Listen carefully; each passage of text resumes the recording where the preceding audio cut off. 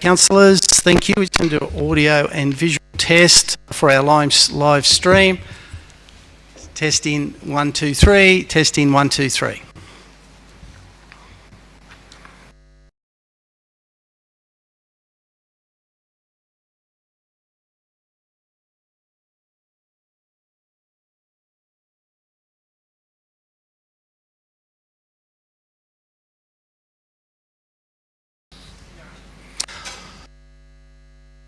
Councillors, I'd like to declare the ordinary meeting for Blayney Shire Council for January open, and thank you all very much for your attendance. In this meeting, I'd like to acknowledge the traditional custodians of the land on which we meet, being the Wiradjuri people, and pay my respects to the elders, both past, present, and especially emerging. Councillors and members of the public that are streamed, and as such you will be recorded as part of the proceedings here this evening. Apologies, I believe we have no apologies. Everybody present, that's great. Disclosure of interest.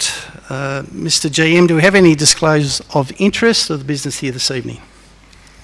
Through you, Mr Mayor, we currently have 2 declarations of interest. The first is from Mr Anton France, Council's Director. It is report title, Lease to Blayney Meals on Wheels. It is item number 8, page 38. The reason, Mr France is on the committee and volunteer treasurer for Blayney Meals on Wheels. It's a pecuniary interest. The second interest is from myself. It is report title, Contract H/2023, Reconstruction of Forest East Road / Tallwood Road intersection, negotiation contract. Number 47, and the reason is JN Excavations Proprietary Limited have been engaged by myself and my wife to undertake civil works at our private residence. It's pecuniary, so I won't participate. Thank you very much, Mr GM. No more disclosures of interest. Councillors, this evening we do have some public forums. We have 1, 2, 3, 4, 5, and I thank the community members for joining. Invite our first speaker to the microphone, Peter Ogilvie. Peter, you have approximately 5 minutes, and I'll give you a bit of a heads up when you get close to 5 minutes. Thanks, Peter. Thank you. Peter's going to talk about item 4, the special rate variation. Yeah, as we had the meeting here with Mr Dicker when I was with Herman, and we spoke about the rates and the 10 times 10, you know, whatever, as we believe that's just not acceptable at the moment, because there's other ways we can find money. As to look at ourselves, as at the moment we haven't got enough ratepayers to actually keep ourselves going. That's proven in our rates. We rely on Cadia, which was in your thing, for 50% of our rates. So, you know, we're mine. And then the next thing, as Mr Dicker said, we're relying in the next Regis to come on board to, and then it will be of money. So we've got to look at ourselves and say, can we still sustain Blayney Shire Council, standalone council, without being amalgamated into another council? So my thoughts are we should go 5.7%, which the New South Wales government have given us, as the whole of the state gets that. We've got $1 million we got in our interest. Put that together for the next financial year, which is 24-25. That'll get us through that. And in that time, we should call in the Auditor General to have a look at our... bring in the administrators to have a look if we're viable to keep going over the next 10 years, which we're not, if we look at our rate, our capable of getting our rates in. And if Regis doesn't go, or if Regis does get the nod, it just sits there for 10 years, where do we go? We have not got the money coming into this town to keep us going. And one of the concerning things also I looked at, was told by Mr Dicker on Monday, was one office employee worker on the outside of this. So that to me is very top heavy. So why can't we have a look which I'd say that was why I asked for the Auditor General to come to us, and the Administrator Council is. And if they say yes, we can keep going, let us go. If we say no, let's run the white flag up, and that gives us 18 months to look at all that problems, if we can stand alone as a council or not. The other thing is the swimming pool. We lose $360,000 a year on that swimming pool. That's $1,000 a day. I had a look at that and I said, hang on, there must be a way around that. And there is.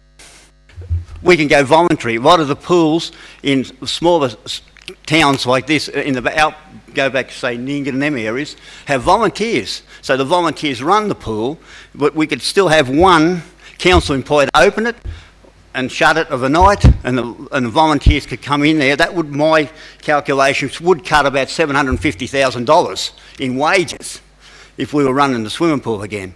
Which that's, again, how do we lease a swimming to YMS and we still pay the debt? I can't understand that. We still mow the lawn. So they're taking the cream and we're paying the debt. How? I can't see that as a lease. I'm just so sorry about that. I just can't see that as being viable. Again, we've got to save money. And if we look at the ratio of workers here in your office to that, I believe 10 people. If we got rid of 10, obviously you don't need, we would save another $750,000 easy. That gives us $1.5 million up our sleeve by just two simple movements. 1 minute, thanks, Pete.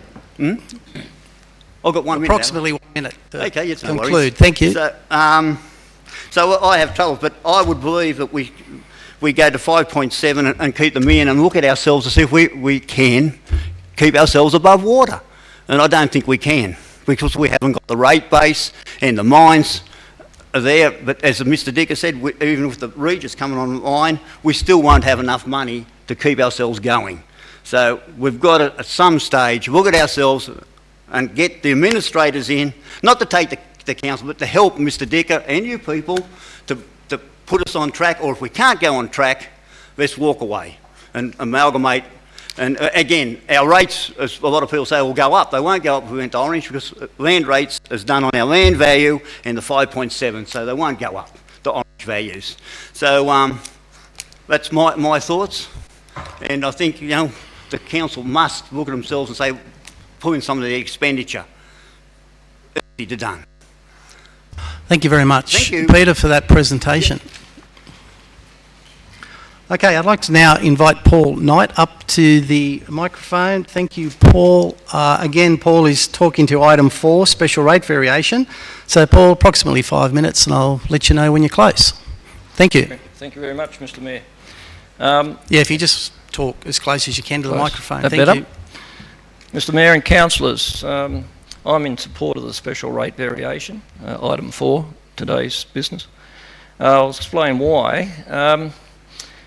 I've had 40 years real estate valuation experience in and around state and local government, and more recent times specialise in statutory valuations across Australia for some corporates.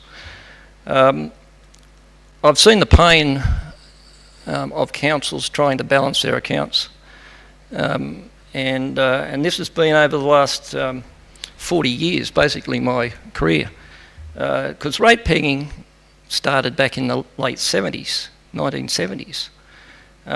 It was a Rand government initiative. It was part of the Labor Party's run to an election, and there was a lot of, in those days, issues around councils going into land development and the like, and there was tough times came at the end of 70s.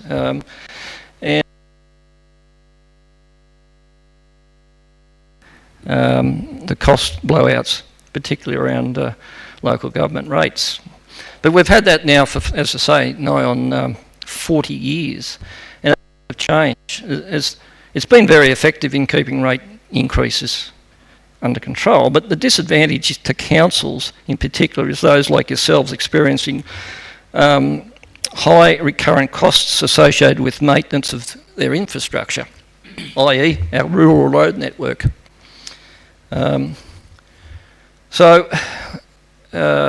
I don't live in the Shire, but the family invested in the Shire. So 15 years ago, we drew a circle around where we live over near Orange and said, let's purchase a property. So it's a small grazing property.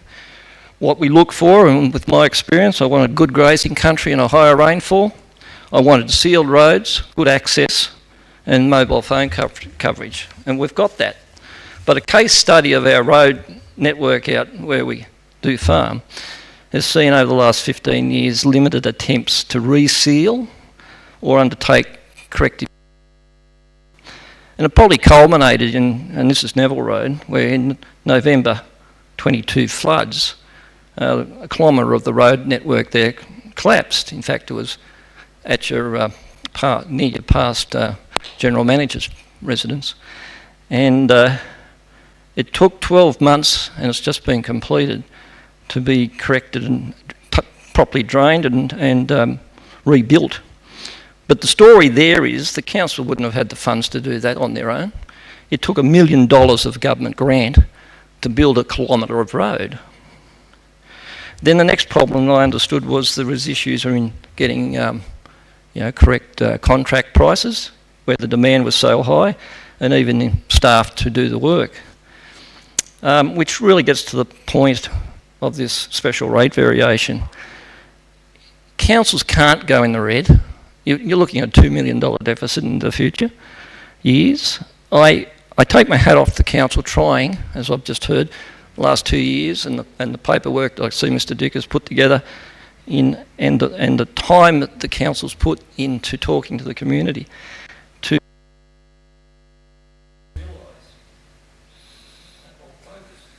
that the current rating system in New South Wales and the way it's managed over the last 40 years with rate pegging is not working.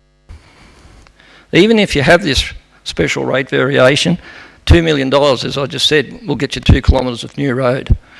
But you need the staff on board, that is in the building behind, to do the paperwork, to gather all those grants that are out there, the state and federal grants, when they're there, put the best submissions in, get the most money. You need the people in the office, but you also need the people on the ground. You need good plant, and you need good plant operators to be available so you can maintain your roads, reseal them for a change, don't let them fall to bits and then have to rebuild them like you saw at Neville. Do the drainage work, which seems to have fallen by the way. What do you see of the table drains today? They're full of works and silt. They need to be re-engineered. Thanks. And basically, of course, your bridges and culverts and the rest, because the worst case scenario for me, again as an investor and a farmer in the area, is that you end up putting load limits on your bridges, on your roads, and I can't get the services that I need to run a property. So thank you again, council and staff, for putting this together, and I wish you well in your special rate variation. Thank you very much. Thank you, Paul. Okay, councillors, we do have another public forum. I'd like to welcome Dom Burden to come up, speaking of the New South Wales Farmers Blayney branch. Again, item 4, special rate variation. Welcome, Dom. And again, approximately 5 minutes or so, and I'll let you know when you're close. I'll try not to keep you that long. Yep. Thanks, councillors, and once again for giving people time to address you all on this issue. Look, I just wanted to get on the record that that our branch has sort of facilitated or hosted 2 meetings on this issue, and the first was on the 18th of November, which many of you attended, and I believe it was pretty clear there was strong opposition then, so I just wanted to get that on the record. We didn't hold a show, many people supporting the concept of a special rate variation. And we met again on the 18th of November, and again, very grateful for you, Mark and Scott, to attend that. I think it was actually a pretty constructive meeting. But we did hold a show of hands there. There were 72 people attended, and there was unanimous opposition to that, to the special rate variation as discussed there. Look, just raising a key point from one of those previous meetings, I think council sees itself at the bottom of the food chain, if you like, for funding, and I've seen, that's a generalisation, but I think we reminded councillors at that 18th of November meeting that the businesses at the bottom of the food chain are really agriculture, as in farming. We're price takers for our product, and we just have to accept whatever price is going for our inputs, and that squeeze is becoming more and more apparent as we year by year, I should say. So look, the clear message there is look elsewhere, if you like, is the polite way to put it. In all of our discussions and meetings, our branch has been able to find no support for this special rate variation. We do understand, though, and are sympathetic with council's situation with regarding to financial sustainability, because many of the challenges that we face are common to your organisation as well. And just a side note, and I think I've mentioned this to Scott and Mark Dicker, the New South Wales farmers at a state and federal level have continuously lobbied for the restoration of federal financial assistance grants, and will continue to do so. Look, and one of the reasons is because New South Wales farmers members somewhere in the state, we're always subject to more special rate variations. But at the same time, we're a community group like councils are, so that's the sympathy bit. Right? We're all basically on the same team, but from our side of it, we do not support the special rate variation over and above what IPART has approved. Look, if you seek to go over and above that, we will have no choice but to engage further with IPART, and I don't want to sound like that's a threat in any way, but we will, use the democratic processes as much as possible to oppose that. One possible, I didn't practice this bit, so I don't know how it's going to turn out, right? Mark's laughing already. Look, sometimes I wonder whether if there's a disaster somewhere, someone finally will fix rating systems for local government, and I don't know whether there's anything we can do other than just oppose. But there's huge potential for groups to get together and come up with a full rates and taxes process for regional and rural communities. That was my main points, was really just to get that opposition on the record from the people I represent. So thanks very much for your time, and I hope the rest of your meeting goes well. Thank you. Dom, thank you so much, and I'd just like to acknowledge your help in facilitating that engagement with our rural. It's very difficult to engage our rural community, certainly from my experience over many years, so New South Wales Farmers has played a critical part in that facilitation, so I do thank you for that effort and speaking here this evening. No, thanks, Scott. No thank problem. you. Yep. Okay, councillors, continuing with our public forum, I'd like to invite John Collins to the microphone. Welcome, John. Again, John's going to talk to item 4, special rate variation. And thank you, John. Approximately 5 minutes, and I'll let you know when you're close. Thank you. Righto. Thank you, Mr Mayor, and thank you, fellow councillors, for being here to listen to us people out of the community that have taken an interest in this supposed rate rise. I look at how people are within our community. Everyone at this point in time in life is being told they've got to pull back on their spending, and I think that the powers to be need to look at doing the same. Now, I look at Blayney Council, I drive around here, I look at the waste of money and resources just in the fact of mowing grass. You think of all the green areas that are in this Shire that could be planted out with native plants, grasses, etc. to restrict that mowing. That's going to be more maintainable. We look at the entry coming into town from the Carcoar side, there's hours and hours and hours of wasted time up there with people mowing grass. The same as there is on the Bathurst side entry, Millthorpe side.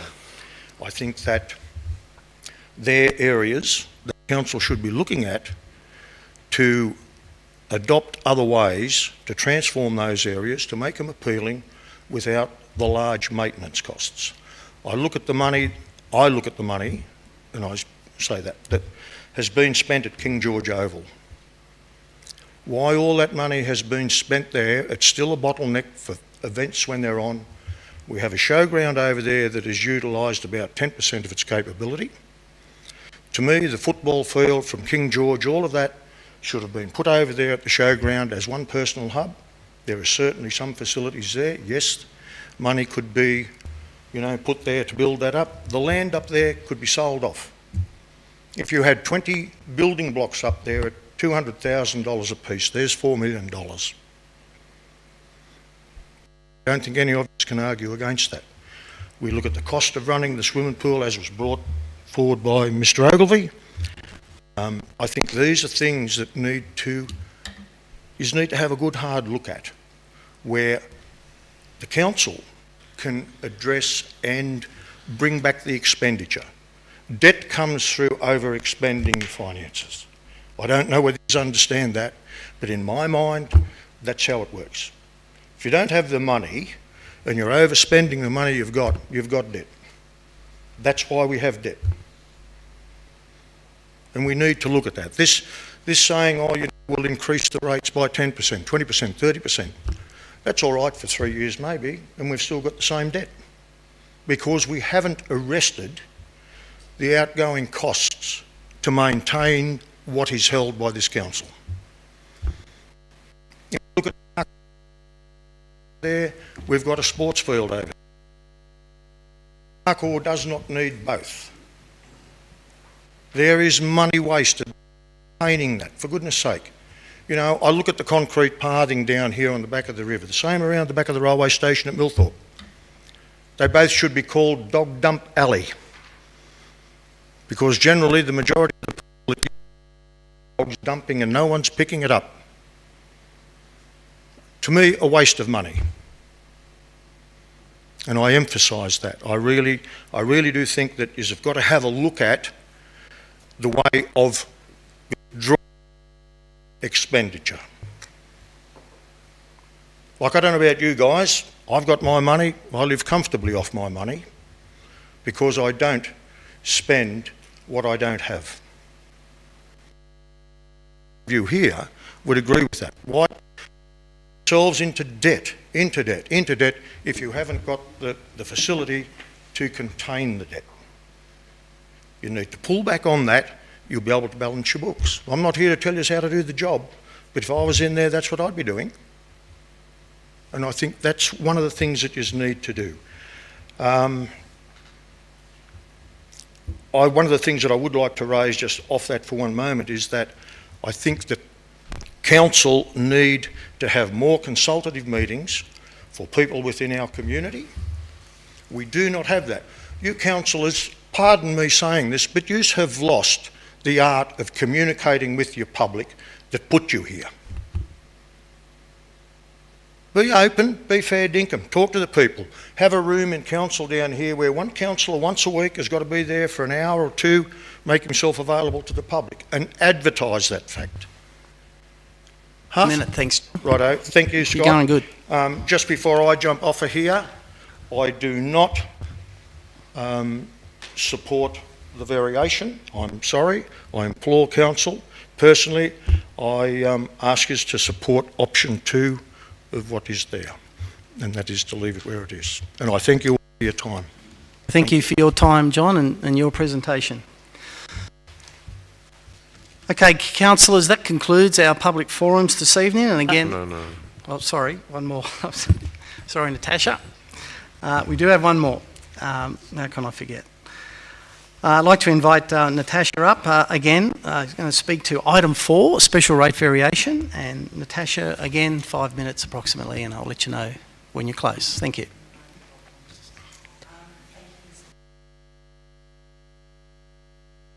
Hearing us out this evening. I think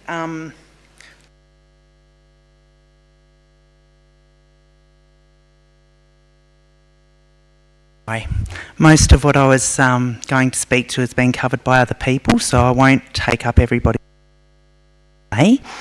Is, as much as everybody on this council has had the time to kind of divulge all of the information that would have been coming forewarning of the situation that we are now faced in.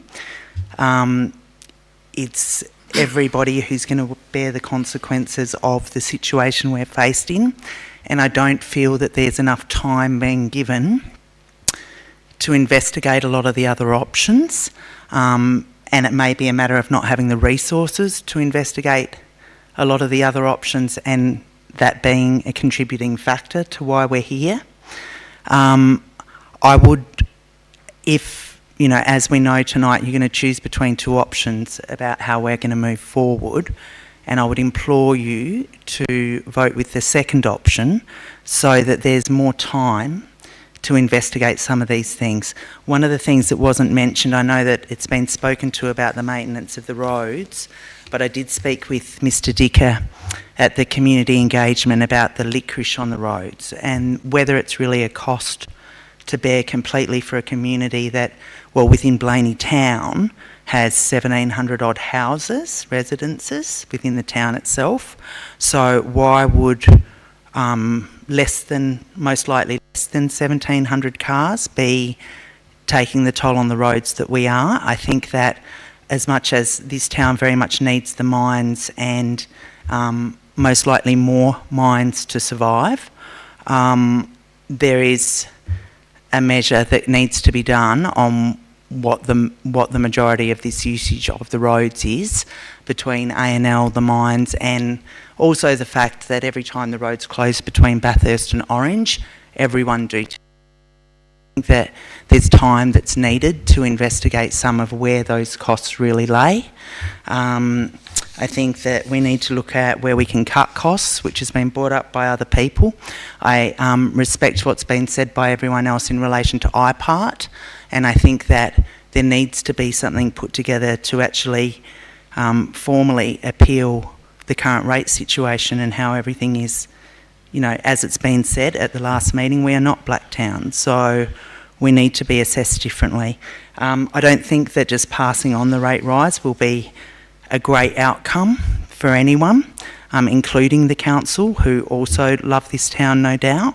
So I would just implore everyone to vote with the second option so that not only IPART has time to look at everything, but there's more time for everybody else to, as much as formal submissions are over, to contribute to this process and, if possible, be part of working groups to contribute. You know, there's many people that are skilled in the town in different areas, and if the council doesn't have the resources, maybe we can contribute to working groups. That's about all I've got to say, but good luck with this tonight. Thank you so much for your presentation, Natasha. Okay, councillors, that does include our public forum, and again I'd like to thank everyone who's made the effort and the time to come and present to council on this very important issue. Okay, councillors, we'll now return to the business papers. Page 5, item 1.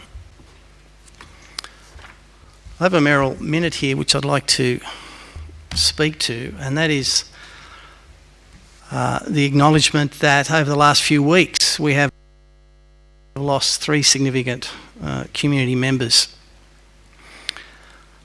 I'd like to take this opportunity on behalf of Council to acknowledge the passing of Ted Prosper, who I believe was our last, in our community, our last World War II veteran.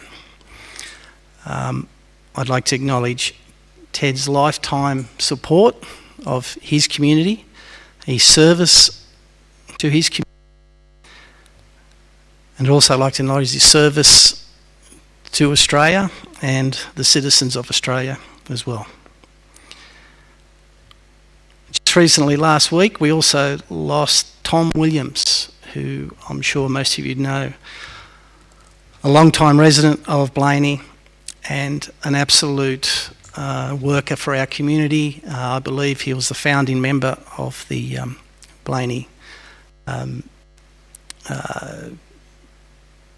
the Blayney Tourist Information Centre, and was volunteering there up to very, very recently.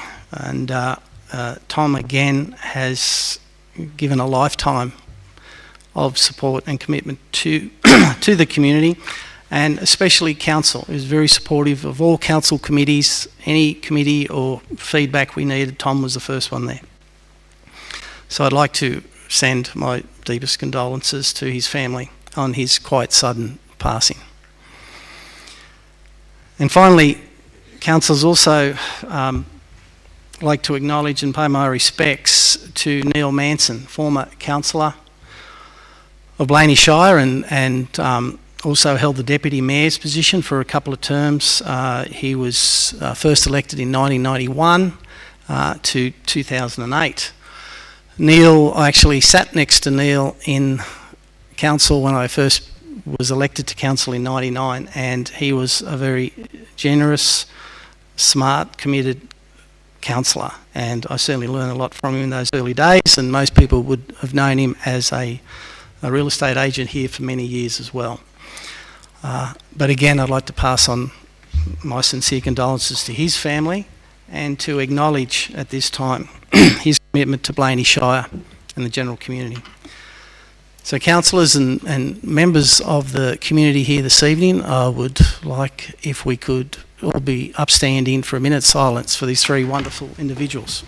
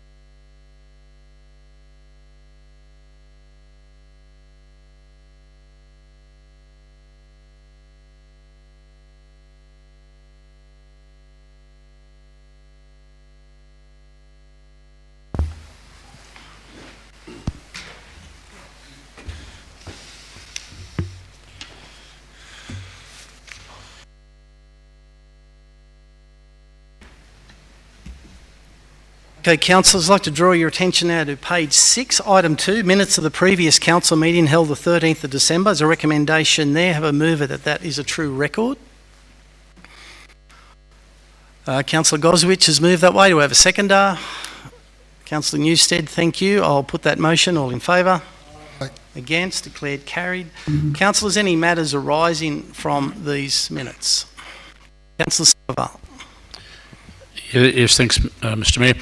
On the item dealing with and Improvement Committee, I noticed that one of the resolutions passed was to circulate to councillors a copy of the recommendations of the ICAC report in relation to Operation Galley, which had a lot of recommendations in relation to responsibility of councillors when considering planning matters. Maybe I've missed this, but I don't think we've seen that. Have we seen that, Mr GM or Mr Director? Mr Mayor, I can't recall, to be quite honest. I'd have to check that. It may not have been circulated. I can't recall. We'll check that and recirculate them if we haven't. Thank you. Thank you, Councillor Somerville. Councillors, still looking at the minutes of the previous meeting. Any other matters arising from those minutes? If not, we'll now move through to page 14, item 3, questions taken on notice at the previous council meeting. Recommendation there. Do I have a mover? These be received and noted. Thank you, Councillor Reynolds. Councillor Price-Jones, thank you. Councillor Reynolds. Thank you, Mayor, and I'd just like to thank, and I'm quite happy with the recommendation, as long as we can track how much money is owing to council through the completion of projects and the grant funding, and when it comes in, so that we have a rough idea of where we actually sit financially. So I think it's a major progression and happy if it's taken. Well, I'd love it to be out in the public, but at least if the councillors are aware, and in our annual report we probably would provide it anyway on how much is still outstanding. So yeah, I'm happy with the resolution proposed by the Chief Financial Officer. Thank you.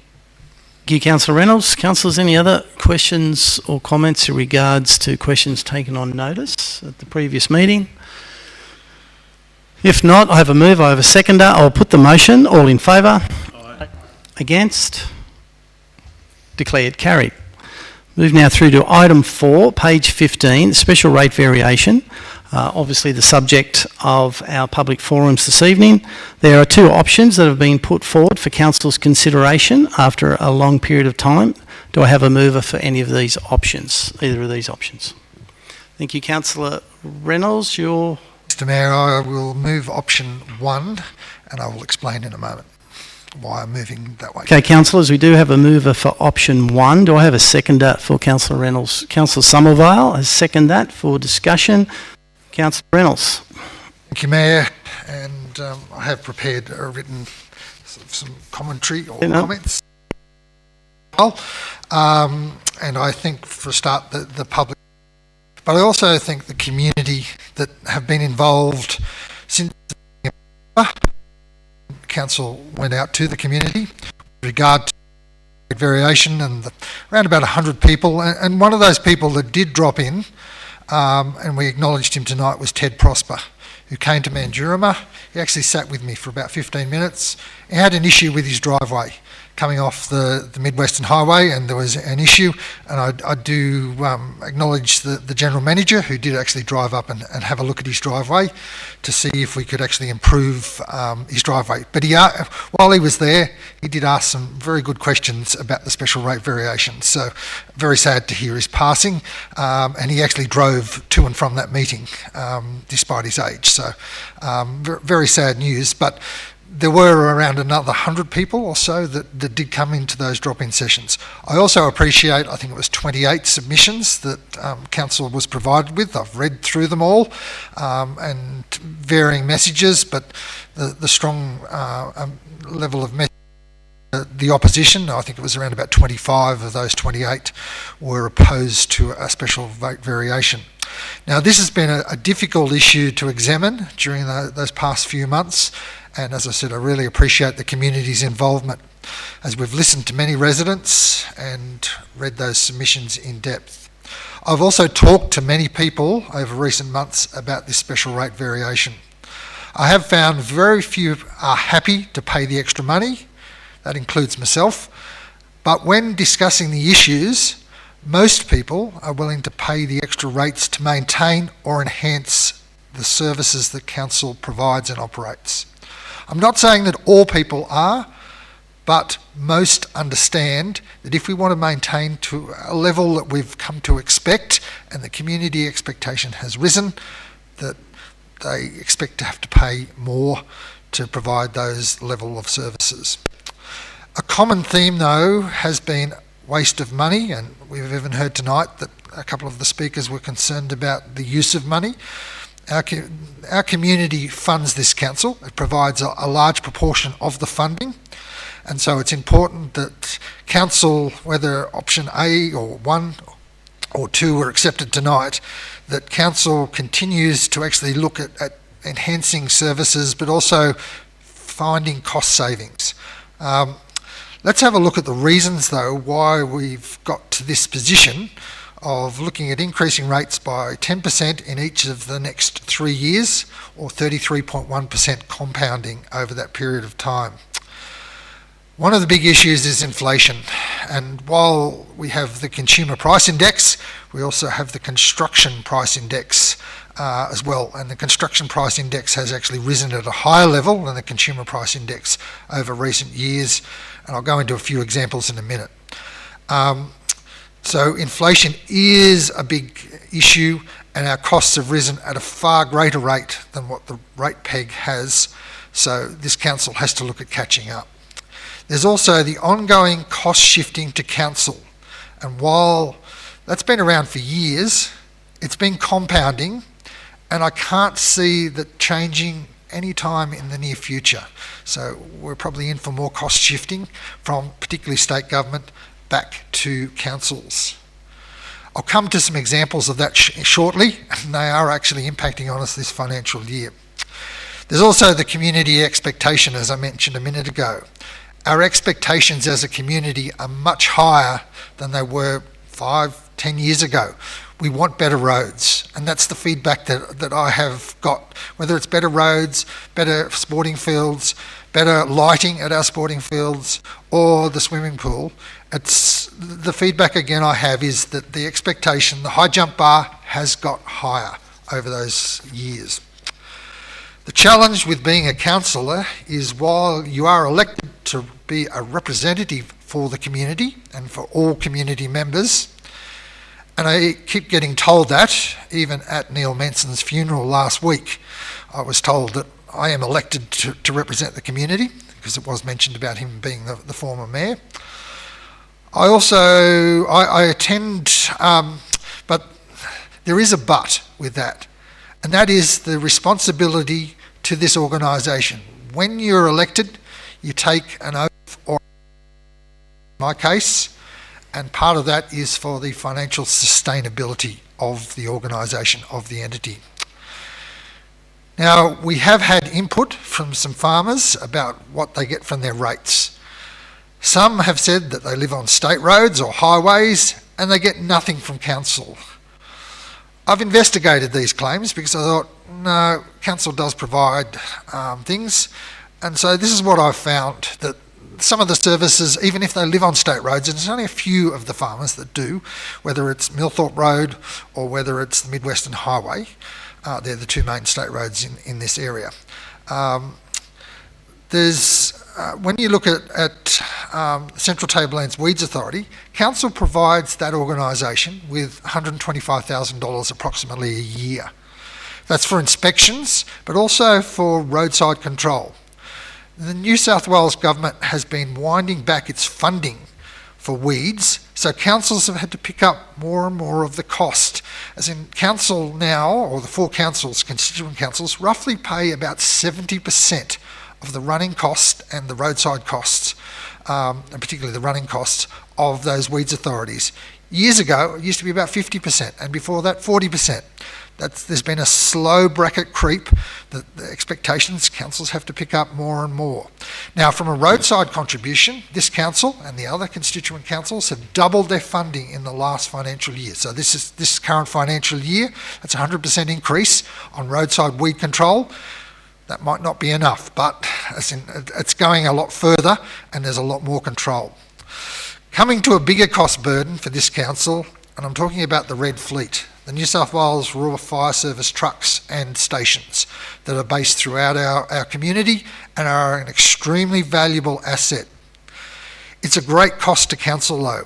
This financial year, council will pay, so this is the ratepayers of Blayney Shire Council, $420,000 as a direct contribution to the firefighting fund. So that's coming from ratepayers and going straight to the state government to fund the RFS. That's direct funding, not depreciation or anything else. That's up by around a third from the previous year. So around, just over a third actually, 35% increase in just 12 months that we've had to find from council revenue. Yes, that's more than the proposed SRV rise in a single year, not 3 years, but a single year. This council's had to find those extra funds.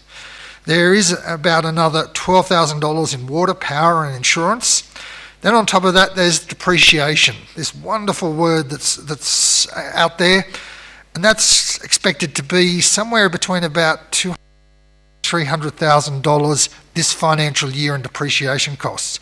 So you're talking with the Rural Fire Service, the brigades, it's costing us around about $700,000 a year. That's just this financial year to allocate to the Rural Fire Service for the brigades. Those farmers do get the support when there is a fire. Those brigade volunteers and members are there. And there is a chance that that cost higher because the maintenance repair budget has run over the last year, and unsure at this stage whether the councils will have to contribute more money. So weeds and fires costs are around $850,000. In 2021, so that's 3 financial years ago, the costs of weeds and firefighting was under $450,000. So that's been, in 3 years, a $400,000 increase, or close to a 50% increase. The pegging rate's gone up by 3 or 4% or 2%, depending on which year you're looking at. So this is just one of the cost burdens that's being passed on to council and other councils. We're not alone, as in all councils are seeing this extra cost burden as the state government in particular cost shifts. And we've got to find that money. We can't just go, no, we're not going to put the red fleet on the road. We're not going to fund fire brigades in any of our locations around this local council area. It would be irresponsible.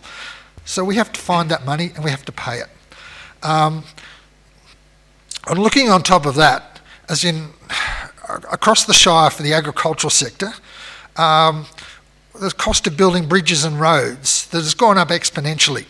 Now, when I got onto council and I pushed very hard and got the Carcoar Road Bridge, and that cost $500,000. We actually took out a loan, so know how much that bridge actually did cost council. We've paid off a bit of that loan, but that's a 20-year loan for intergenerational equity, so we've still got a fair way to go.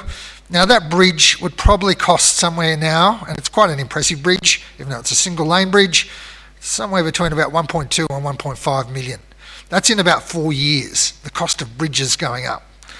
We had to borrow for that bridge, and we had to borrow for other bridges across the Shire. I think there were 6 bridges all up that we've borrowed for, several $1 million in loans, and we're paying back about, with interest and capital paybacks, about $90,000 a year through to 2038.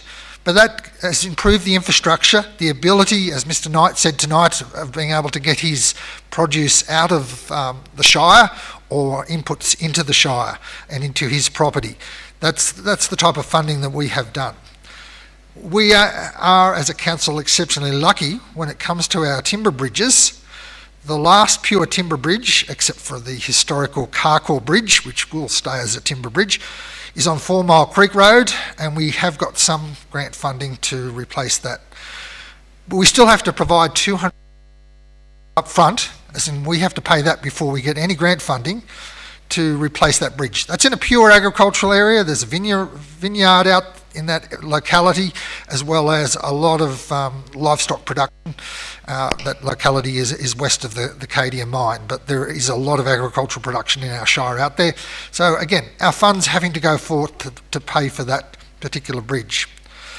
There's also the construction of roads, and there is a higher standard that we're constructing now too, because we don't want a failure of roads after 6 or 8 years. That's what happened on Forest Reef Road. There's sections of Forest Reef Road that a previous council did, so the previous council to me coming on to council, and there are sections there now that have failed, that have slumping. We don't want that. We want our roads to last for 30 or 40 years. So that's going to cost more to actually do that. And so we've got to find the funds to do that, to make our road network safer, secure, more reliable, not prone to flooding, and particularly to water running across roads and leading to aquaplaning as well. So we do spend a fair bit on our rural roads, just continuing to focus on agriculture. There's about $450,000 for resealing. That's this financial year. Another $400,000 for gravel resheeting of roads. And then there's heavy patching, around about $550,000 projected for this year, which is when you dig up the road, as in stabilise it, roll it, compact it, and then reseal that road again. So there's about $1.4 million a year, and that comes from council funds. So it doesn't come from grant funding, that purely comes from council funding. So if you just put together the weeds funding, the rural fire brigade costs, resealing, patching, gravel resheeting, and the bridge loan repayments and interest, and there you've got around about $2.4 million. That's the rate revenue we receive from our agricultural sector. That's not counting the extra cost of other roads in our Shire that we've been upgrading, and if you drive around the Shire you'll notice Barry Road, Neville Road, as well as Garland Road. They've all been upgraded this financial year, and previous years we've done Long Swamp Road, Carbine Road, as in Hobbies Yards Road, and a number of other roads across the Shire where we've fixed up sections of them. Newbridge Road, over numerous years. We're getting our road network better, but there's still a long way to go, and we have to look at funding that. And I'll come to grant funding in a moment, because we have received a large amount of grant funding, particularly for Resources for Regions, the Resources for Regions program. $1 million this financial year, $4 million next financial year. That funding source has now stopped. The incoming state government has said, no, we're not going to fund Resources for Regions. So we really have around about a $4 million black hole each year now, moving forward on funding our road network. But we still have a lot of roads that need work. And you know, we also have bridges that we need replacing, and I'll use the example of Barry Road. We've just done some road works up to a bridge. Now that bridge is expected that it's at least 100 years old. Now the life expectancy of a new concrete bridge is up to 100 years. That bridge could be up to 120 years old. We just don't know exactly, but it's an old steel bridge with plating, but we've had to load restrict it because of the age of it and potential corrosion of it. So bridges like that. But it's not just that bridge, it's a number of other bridges that we're potentially going to need to have a look at. So there's also a number of roads where we need to look to try and make them safer, as in both for the agricultural community but also the general community. So while I hear calls for restraint, I also hear calls for more work to be done, particularly on our rural road network. And also with regard to weeds. I only got an email from a rural resident yesterday requesting that their road be sprayed for weeds this financial year. Now in that case, sadly, their roads aren't going to be sprayed till next financial year because there's a 3-year program and there's only a certain amount of funds that we can do. We could, of course, increase the funding, but we're trying to be responsible as a council as well, so we're not trying to over-expend on things like weed control. But the community is asking. They've also, during the community consultation process, particularly about dirt roads, there was a number of people that have said to me, you're not looking after our dirt road up to a good enough standard. So again, council needs to have a look at that and see if we can improve on our dirt road maintenance, but that costs money. And money doesn't fall from the sky. We need to, it actually rain falls from the sky and causes damage to our dirt roads.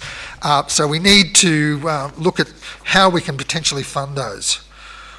While our costs have gone up for rural firefighting, we can't leave our volunteers without quality equipment, and we are legally bound to fund the RFS under legislation. So we're talking about state legislation here. So I'm not talking about shutting any of the trucks away, or we need to support our volunteers. But as I've just mentioned previously, our cost has nearly doubled in 3 years to maintain that red fleet across the Shire, and no one has come up with a solution at this stage on how we can actually reduce our costs without maintaining our support for our volunteers.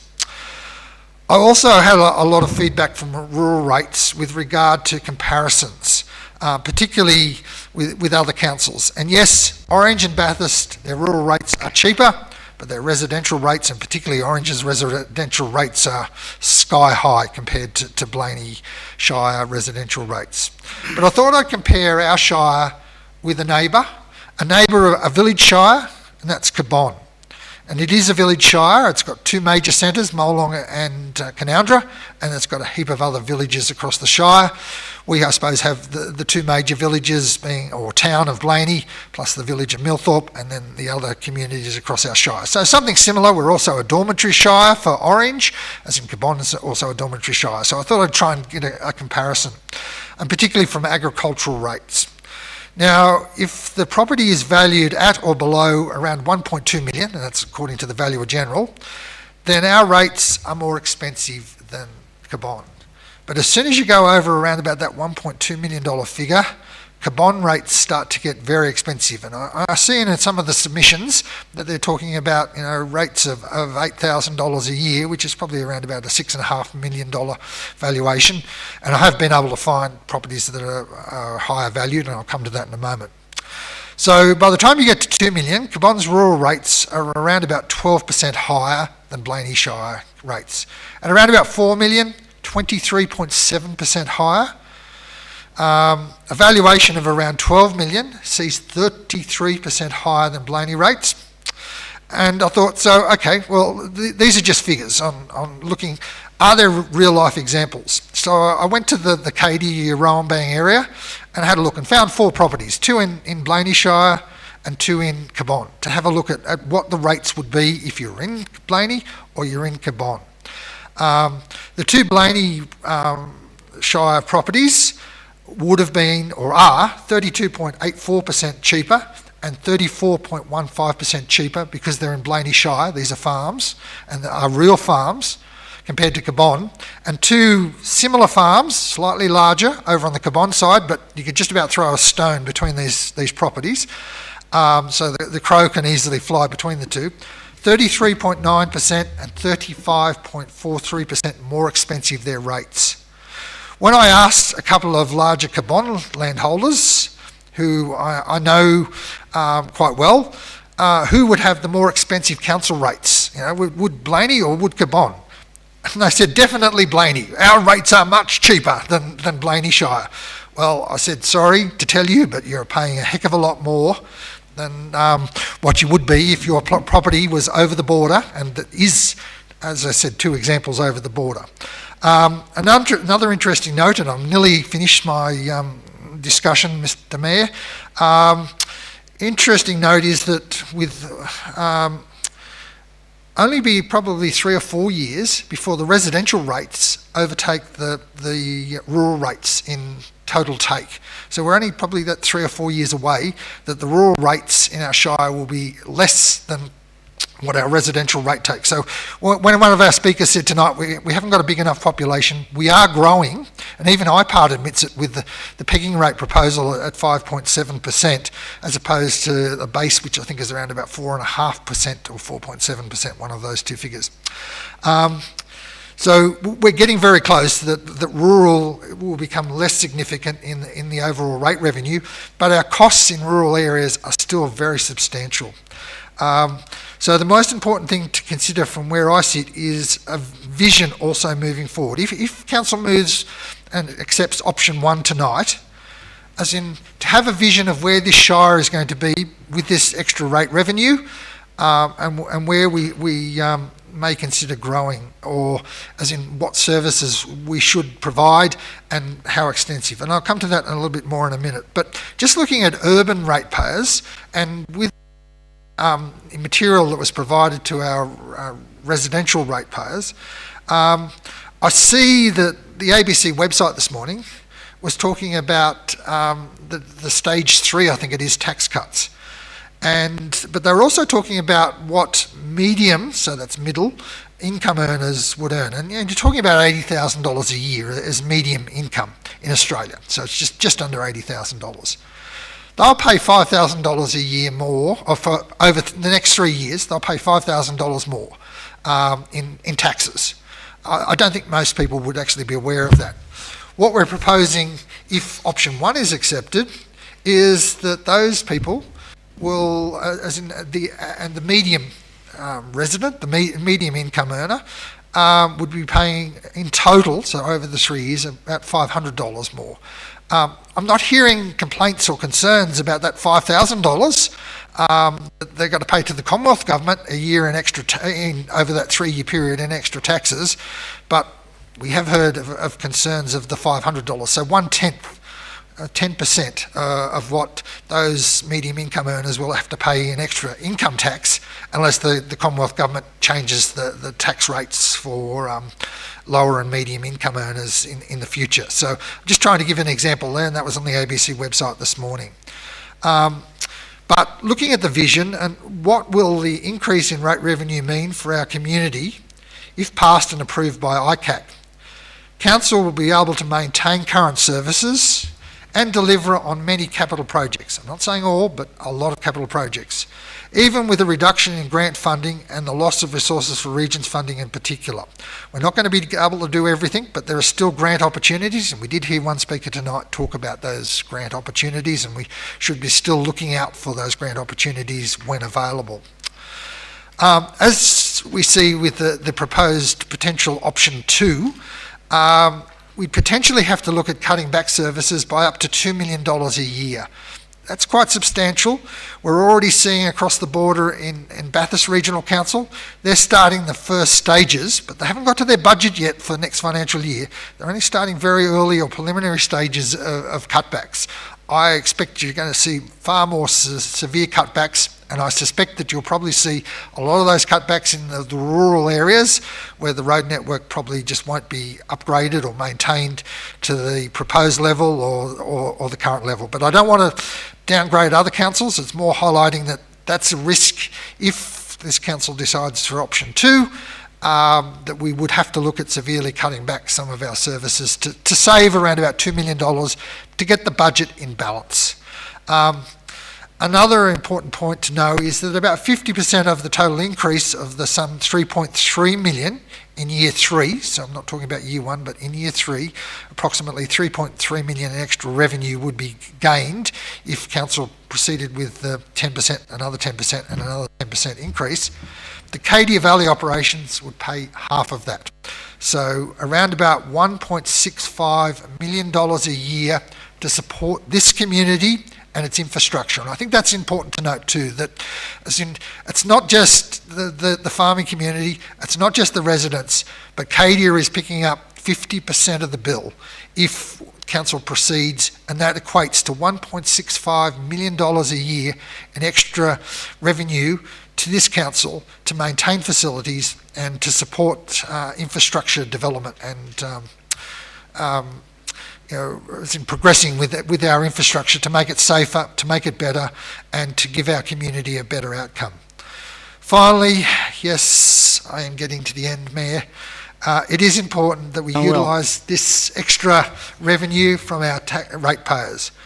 We have identified a major infrastructure backlog, and if you read the business papers, and they're quite extensive, there's several hundred pages, we have seen that there is a backlog.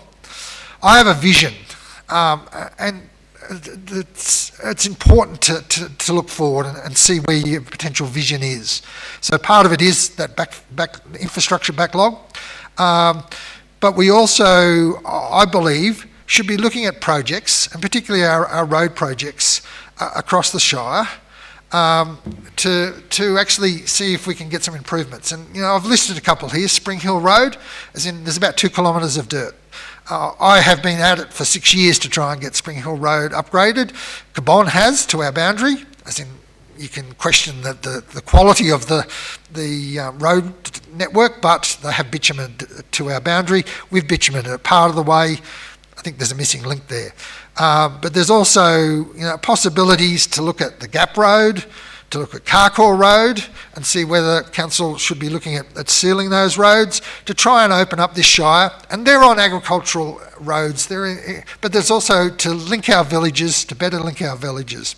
But there's also upgrades possible, from Mandurama Road, Burnt Yards Road, Victoria Road, Newbridge Road, Neville Road, Forest Reefs Road, Barry Road, Glenorrey Road, and even a widening of Old Lachlan Road. As in there's a lot of trucks, a lot of livestock trucks that use that road. It's quite narrow, it's a dirt road, and hopefully council could potentially look at widening it, because some of the farming residents have told me that they feel very unsafe on Old Lachlan Road. While our costs have gone up, so that pretty well sums up my concerns and what I hope can be achieved if council decides to progress with option A, that we take the opportunity both to get our position balanced, but also to look at our cost structure and to report back to the community on how our cost savings. So it was highlighted tonight again by some of our speakers, be looking at costs, and council has committed. We've already found substantial cost savings. We've implemented a proportion of those. There's some more still that need to be implemented, and on top of that, Mayor, there are other ones that hopefully we can progress to save the community further money and costs into the future. It's important that we look at our cost structure as well, and if we find that after year 1 or 2 that we've actually made enough savings and that we can live within the peg rate, then we seriously look at the future councils, whether I'm on the future council or anyone else is on the future council, whether we need to progress with year 2 or year 3 of the SRV. But at this stage, I really believe we need to at least progress with year 1. We need to see what happens with Regis Resources and the McPhillamy project to see whether that increases our rate revenue, and then potentially progress forward before the council of the day, and it's up to the council of the day whether they implement year 2 and year 3. But I fully support at least the implementation of year 1 and potentially having a to further enhance and improve our community infrastructure with this special rate variation. So I therefore will be supporting option 1 tonight, which I have moved. Thank you, Mayor. Thank you very much, Councillor Reynolds. A very comprehensive review, and I suggest that when it comes to the angst in local government, we could all talk about that all night. I'd just like to pick up and acknowledge one of your final points, and that's around community should be very confident that this council is running as efficiently as possible. It's been a 2-year process. We've had external people.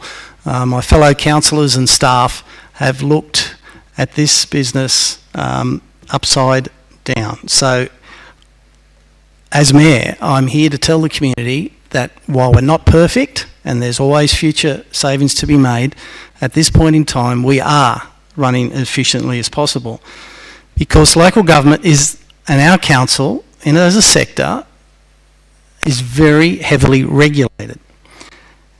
And as far as cost savings, when you look at our road network, our playgrounds, our showgrounds, everything that we look after, our Crown lands, there is no cost savings in public safety. There's an expectation that what this council does, not only is it fit for purpose and it's done as efficiently as possible, but it is safe for our community to use, whether that be a piece of playground or a major piece of road. There is no cost savings in that. It costs what it costs. Councillors, moving along. Any further questions or comments? Councillor Somerville. Thank you, Mr. Mayor. Yes, I'm very happy to second Councillor Reynolds' motion to adopt option 1. I'll be reasonably succinct and thank Councillor Reynolds for the comprehensive coverage of Council's current position and some of the challenges we're facing. I think the first thing I wanted to say is to acknowledge and respect the members of the community who have taken the trouble both to come here tonight and address council and to make submissions, 28 submissions we received, and to come to our drop-in sessions, 100 or so. The community came to 11 drop-in sessions. I think I got to 8 of them. And the 100 or so members of the farming community who came to one or often both of the meetings we had with NSW farmers. It's great to see that amount of community engagement. I think the second thing I wanted to say is just to repeat something which I said when we decided a few months ago to go to community consultation on this SRV. And that is, it's pretty clear that the rating system in the state is broken, and our speakers tonight have highlighted that. You don't need to look any further than the fact that some 17 councils sought and obtained special rating, and there's probably something we don't quite know just yet, but there's probably something greater than that lining up this year, also looking for special rate variations. If the system allowed councils look after their own finances, then we wouldn't have to go through this process. Next thing I wanted to say is that I find the decision tonight, although we're not making a decision to actually impose rates, that doesn't come around until we've we settle our budget and we hear back from IPART, but it's the second of a three-stage process. And what it does demonstrate to me is a bit of a collision between two of the most important functions we as councillors have. One is to exercise a taxing power. Not too many businesses have the power to impose a tax on their customers, in the sense that when we make a decision to levy rates, people are required to pay. So when it comes to looking at the cost of living for our ratepayers, they may have lots of discretion as to what they'll spend money on, and they can tighten their belts in a lot of ways. But one thing that we do by imposing rates is imposing a charge on them that they can't avoid. So that, to me, is one real responsibility we've got, and we don't take, I certainly don't take lightly, and I'm sure my fellow councillors don't take that responsibility we've got very lightly. And the second thing which collides here is our responsibilities, as Councillor Reynolds has said, when we took our oath or affirmation at our first council meeting, is to discharge what the Local Government Act says is our primary responsibility, which is sound financial management. We have to make sure that we align our revenue and our expenses. And that's exactly what we are trying to do, and that's what's brought us to the decision we've got to make tonight. The first thing, just in relation to the process, I wanted to highlight from my point of view is that I think I certainly needed to be satisfied that we had adequately notified all our ratepayers about what we want to do. Now, we know through the submissions we've got through our drop-in sessions and the various public meetings, we know that those people obviously have taken a great interest in what's going on. But we've got 3,500 or so ratepayers, the total of our assessments. We've got more community members than that, but that's just the number of assessments we've got. So did they all know what's going on? Well, I've looked again, and we all as councillors took part in working out what our community engagement strategy was going to be, and we have notified every ratepayer through mail on what we intended to do, with a flyer explaining what we intended to do.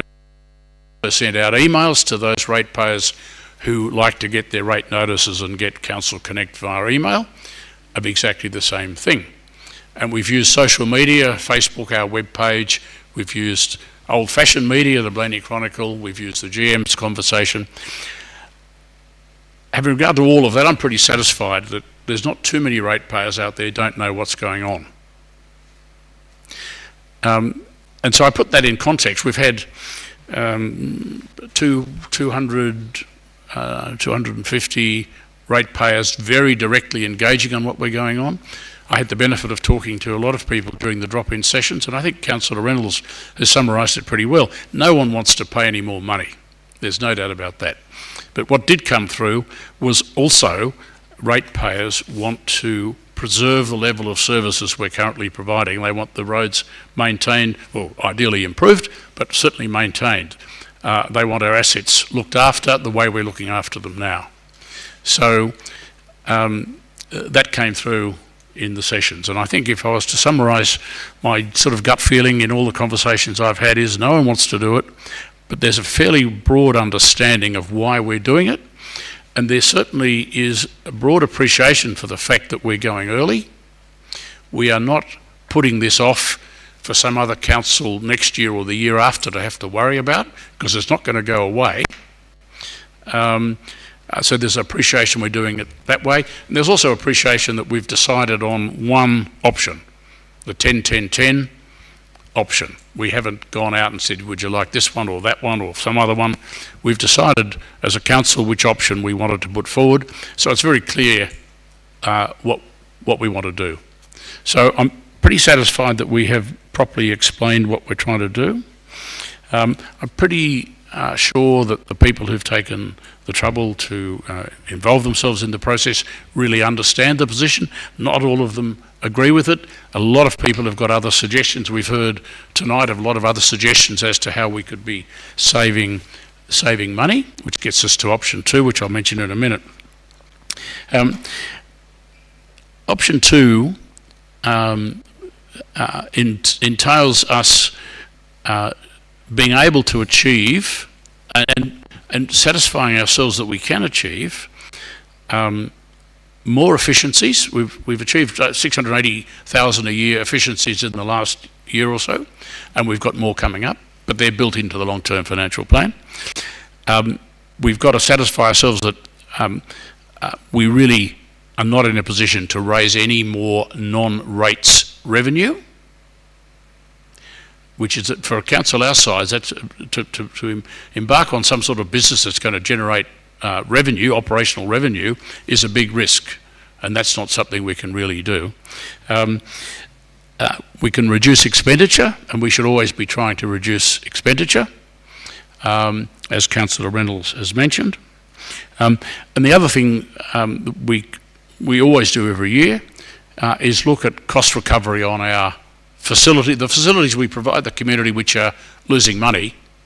Can we reduce the amount of the subsidy by a bit more user pays? So the people who use the sporting fields and the swimming pool and the equestrian centre and so on contribute more to the cost of running those things. We look at that every year, and no doubt we'll look at that again this year.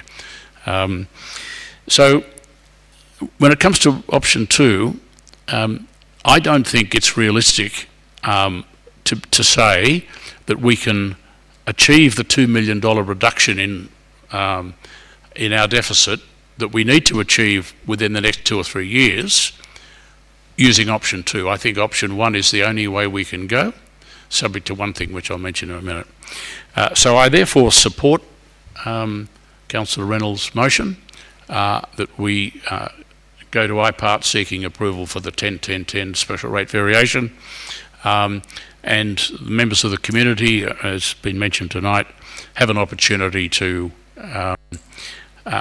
include their submissions in the process which IPART will run. So the final thing I just wanted to say is, what can we do about it as a small council? The answer is probably not much, other than lobbying with Local Government New South Wales, country mayors, Australian Local Government Association, all the local government lobby groups, to do a couple of things. One is to try and convince the federal government to restore the level of financial assistance grants. And the important thing about those grants is they're untied grants for operational purposes. They're the same as rates. They're money that comes in a government grant to supplement the rates we get from our ratepayers. It was 1% of GDP years ago. Then when the previous government came in, they froze it, and it's never got back to anywhere near 1%. If that could be increased, that would reduce the cost of living pressure on the public, because it would contribute to putting downward pressure on rates, because it would supplement rates income. So that's one thing that can be lobbied for. The other thing that we can do at the state government level is lobby for the way the FAGS grants are allocated, because they're allocated federally to each state, and each state then decides how they're going to allocate it amongst their councils. We can lobby the state to increase the amount of financial assistance grants allocated to small regional and rural councils like ours. We can also lobby, and this is what's really important, we can also lobby the state government to really look at the amendment to the rating system. IPART has looked at and made recommendations about how it could be improved.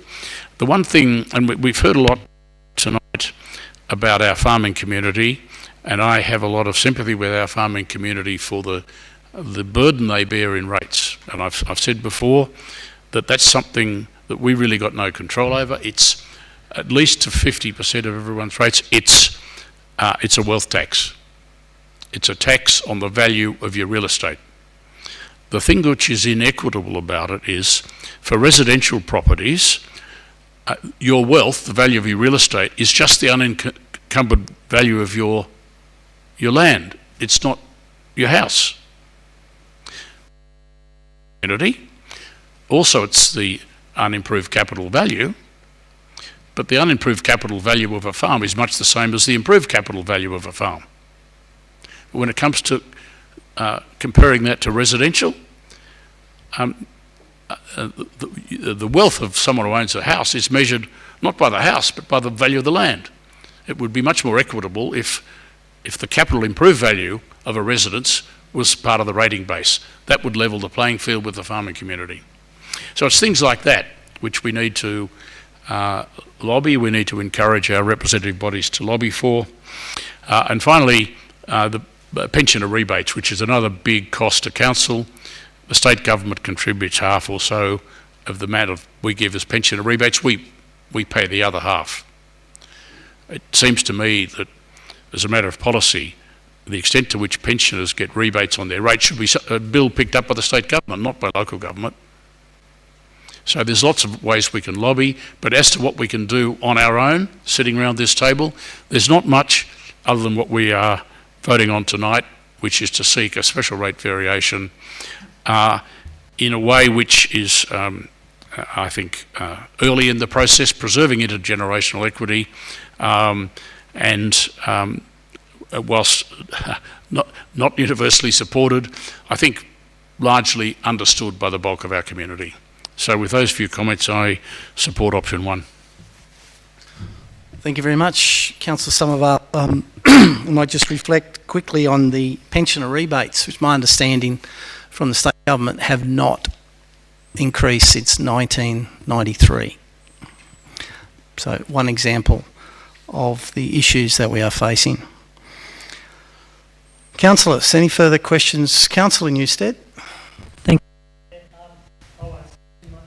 Pretty hard to follow Councillor Somerville and Councillor Reynolds. Very good response, I think.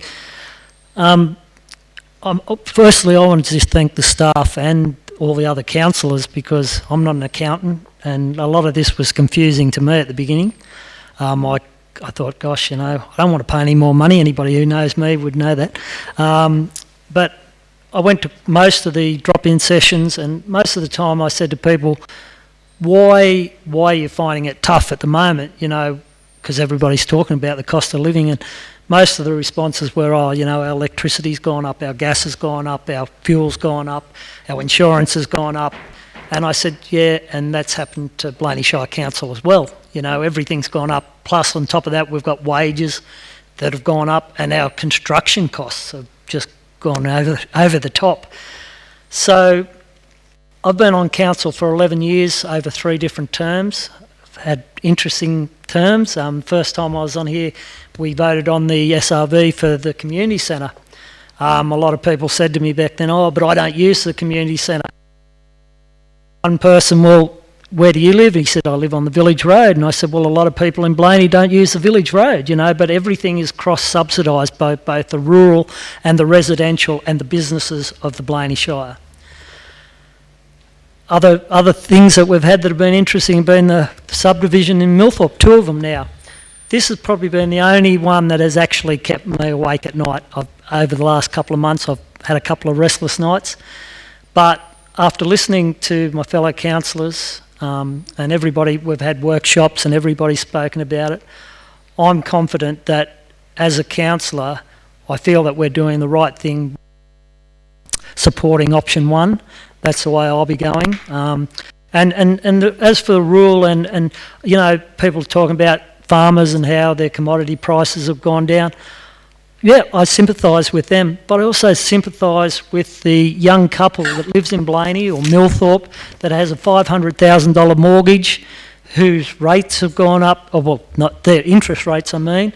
Yes, this is going to be an impost on them, but what do? We've got to find the money somehow, and as was stated by one of the speakers tonight, maybe in the future we will be amalgamated. This council fought long and hard so that we didn't have to be amalgamated, because I can assure you if we get amalgamated with Orange, Bathurst or Cowra or whatever, things won't be as good as what they are now. And I just implore, all my councillors to vote for number one, as hard as that is. And the other thing, as Councillor Somervale said, we could have pushed this down the road. We could have all stood again at the elections in September and gone, oh no, we voted against doing a rate rise. How fair would that have been on the next council? I said to somebody, if this doesn't get up, I won't be running again in September, because 2 or 3 years after that, in the next term, we won't be going out to the public with a 10 by 10 by 10. We'll be going out with 20 by 20 by 20, or something like Bathurst, 68%.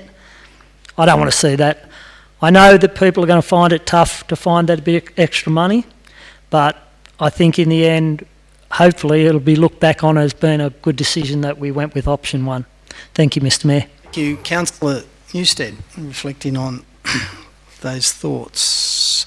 Councillors, how are we travelling any further? Councillor Price-Jones, get a word in now.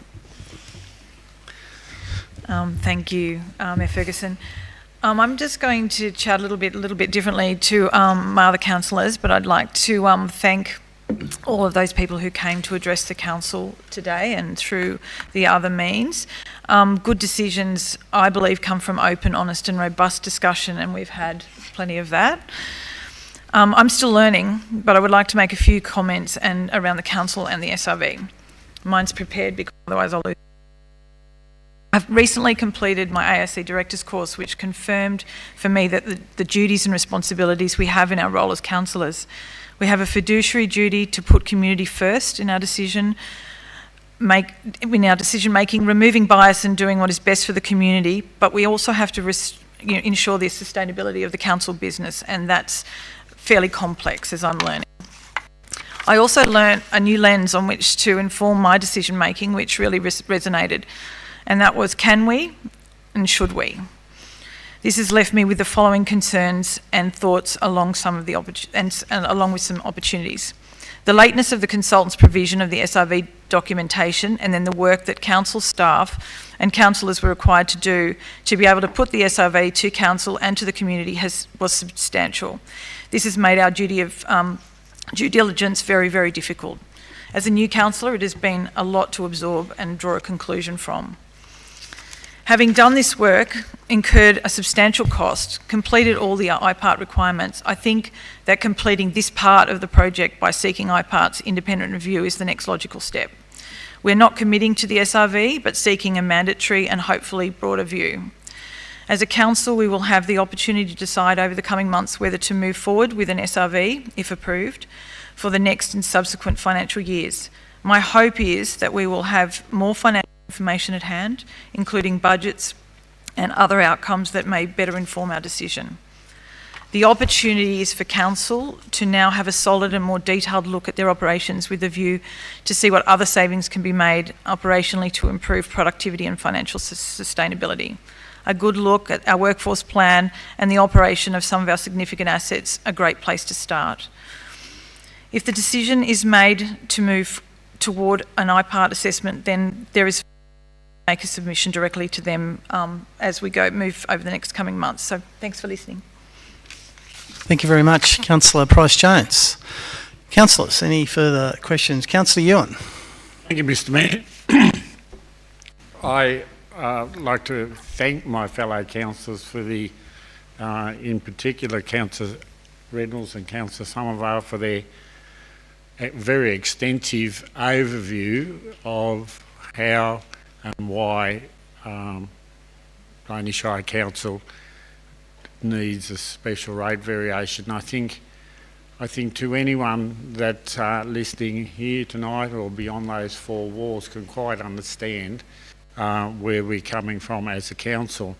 And as said, and I don't need to repeat what's already been said, but we as a council have a obligation, as was said, to our community to provide the services they have come to expect and accept, and I believe with our engagement with the wider community and those that have come forward and spoke and gave their concerns to council in regard to being in favour or against a special rate variation. We thank them for that because we can't assume anything without some support or feedback of what we're trying to achieve in the long term. I believe that we've been very fortunate over the last 2 terms of council in particular with the amount of grant money that we've been able to secure for our Shire. We've been able to do things for our Shire and upgrade our infrastructure and facilities that we never would have been able to do on our current rate base. And we are in a situation now where we have a very attractive Shire that's attracting people to come settle here and live, and we hope that will continue. As I've always said, you know, people on the East Coast have found out that there's life after Katoomba, and Blayney is a very much big part of people doing the tree change and settling here, and I believe that will be ongoing. It'll rise and fall as time goes by, but I believe that people now see that to live in regional New South Wales is... So we're very fortunate. So for us to provide a Shire and a community to people that is attractive, and I believe that's what we have at the moment. We've been very fortunate, and always I believe Blayney Shire Council has been very mindful of being sustainable and costings and always looking at more efficient and better ways of running this council. So I think for us not to go to IPART and ask for a special rate variation, and they'll come along obviously and do their own consultation with our wider community to get a feel of whether we have done due diligence in getting to this point in time to go forward with the recommendation of option 1.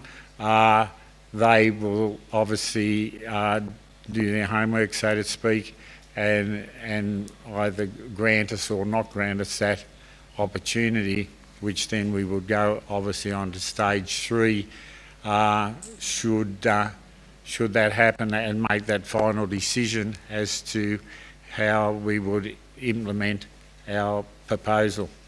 So tonight I'm happy to support option 1, and unfortunately I guess just generally the cost of living in all facets of our living and lifestyle has risen, as we all well know, and we as a council have been behind the 8 ball because we've never been kept up with inflation, and as everyone knows that the rate peg just doesn't cut it for us, unfortunately.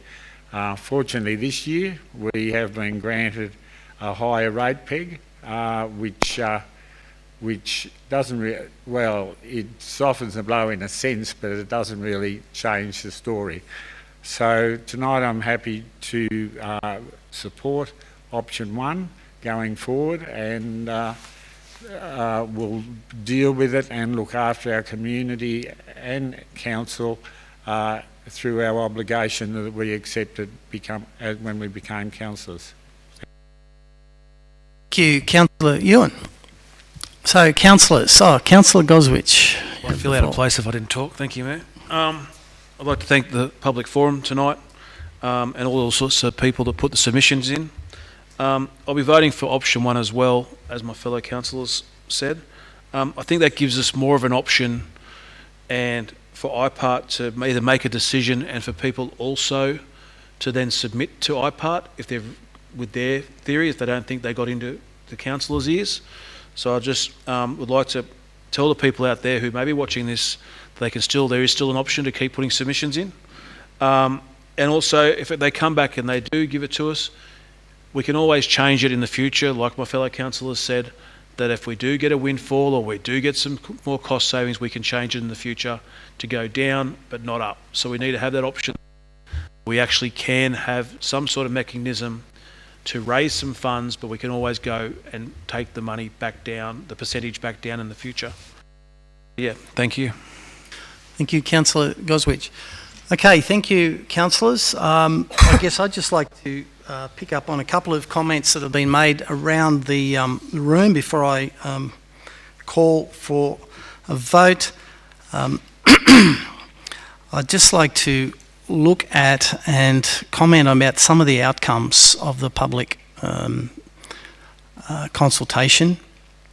That I think it's important that there's more than just the consideration of an SRV. There were some real good outcomes in regards to the community consultation. One I'll start off with was picked up today about communications. There's no doubt we can always communicate better, and I guess one of the initiatives in the report is that we'll continue to work on our community engagement strategy. And part of that, and this is something that's been a real positive, is a stronger engagement with the New South Wales farmers and our rural community generally. We're proposing that we do have some sort of regular, it's mentioned a farmers forum, to actually engage closer with our farming community. There is no doubt there's a lot of misunderstanding in our general community about how council works and what it does. So the opportunity to come together regularly with farmers who actually want to be involved and understand what council does and doesn't do, I think would be very, very valuable, as well as the ongoing improvement of our community engagement strategy. Also, as mentioned, one of our lobbying efforts again should be about improving the pensioner rebate. That is just ridiculous. That hasn't been increased over the years. We talk about grant funding. The removal of resources for regions took millions of dollars, not only out of our council, but the other 26 councils in New South Wales that support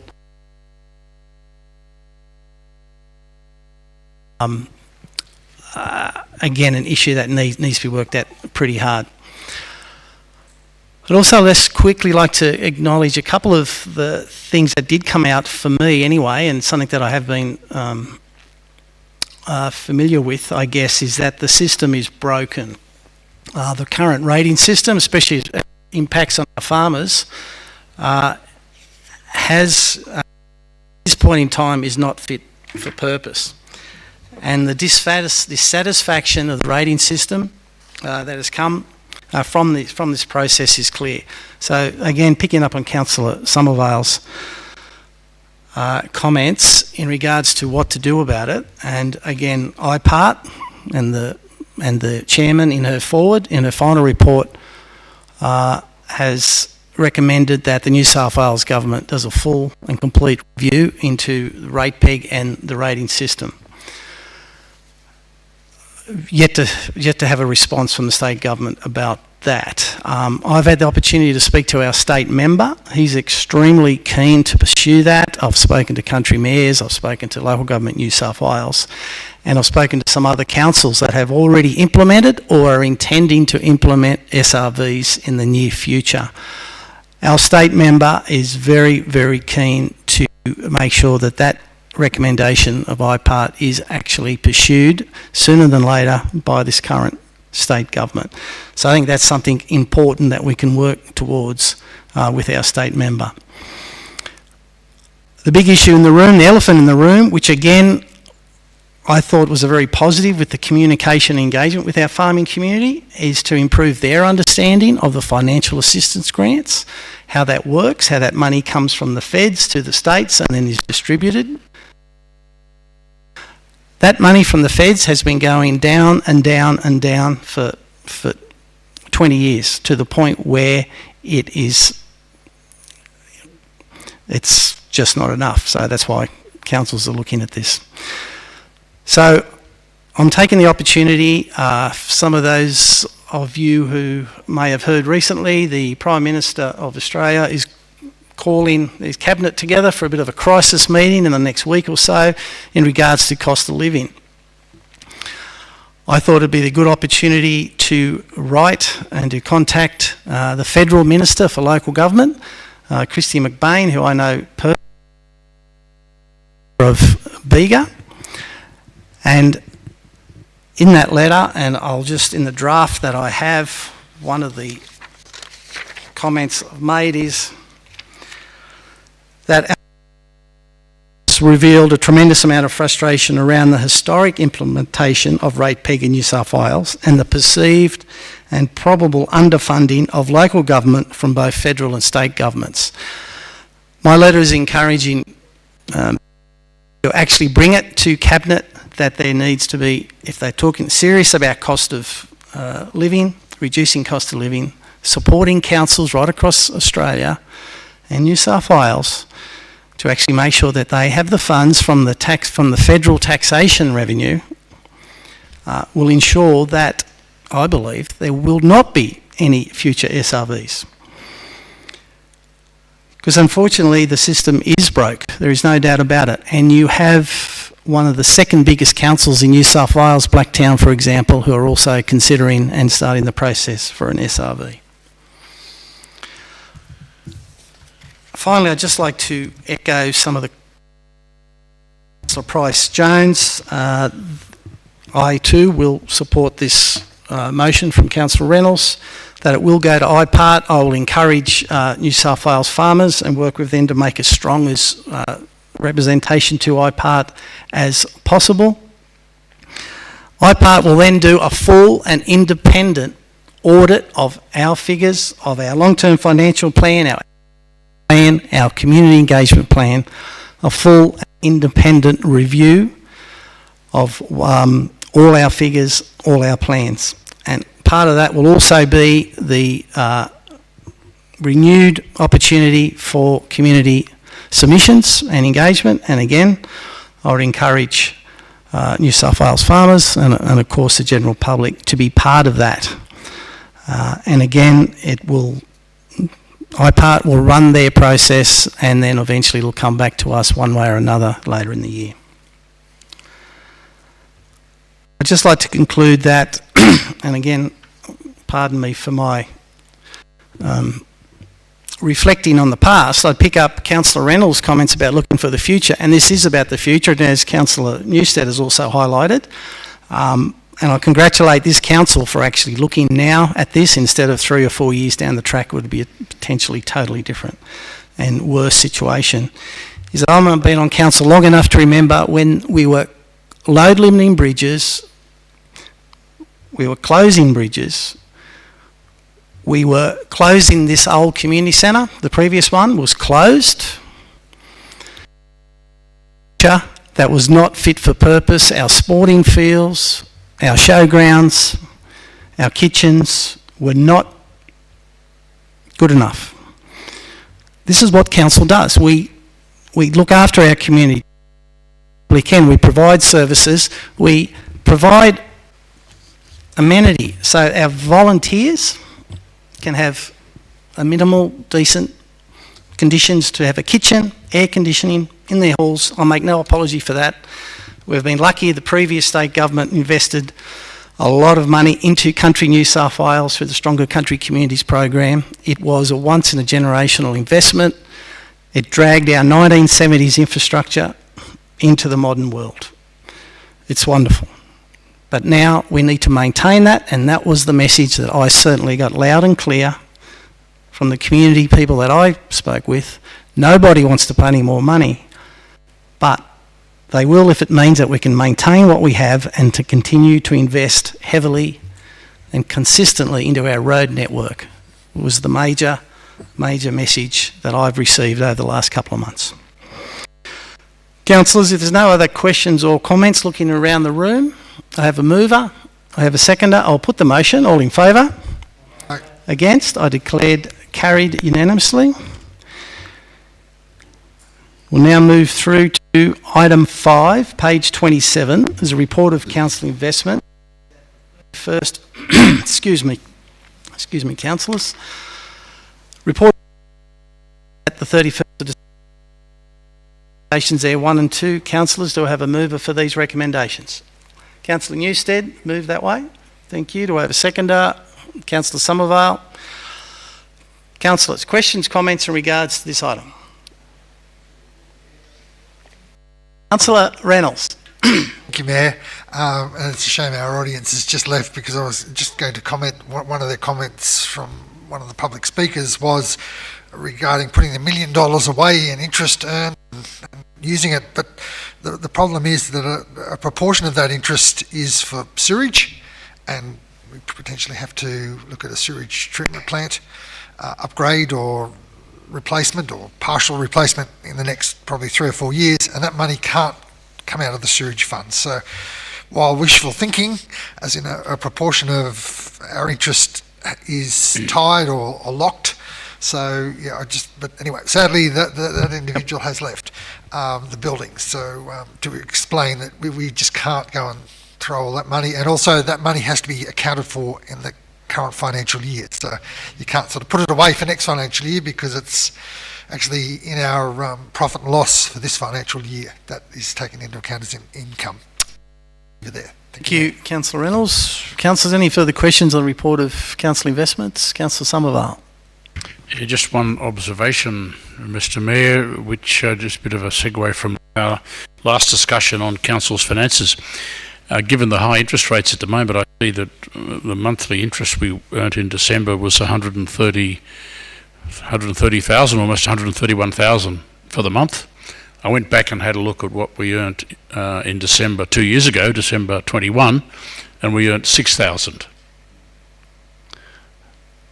So if that's not a demonstration that the high interest rates have had a bit of a windfall money under investment, then that certainly shows that. And as interest rates come back, that figure will come back, and unfortunately, that's apart from rates income, that's another category of income that, in fact, will be going backwards in the next 2 or 3 years.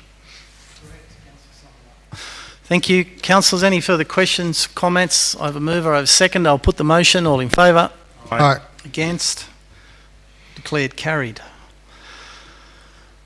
Move now through to item 6, page 33, the quarterly report on the solar analytics. Recommendation there, report be noted. Do I have a mover for this recommendation? Councillor Goswich has moved that way, and I believe Councillor Somervale has seconded that. Councillors, any questions or comments regards this report?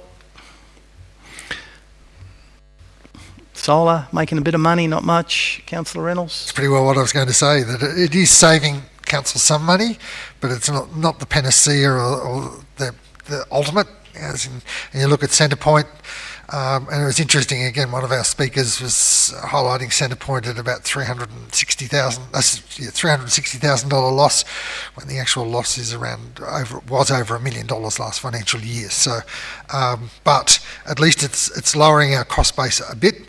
And personally, and I've highlighted this before on numerous occasions, I'd love to see if we can roll some more solar out to slightly reduce our cost base. But again, it's not the ultimate. It's not going to save council, and it's not.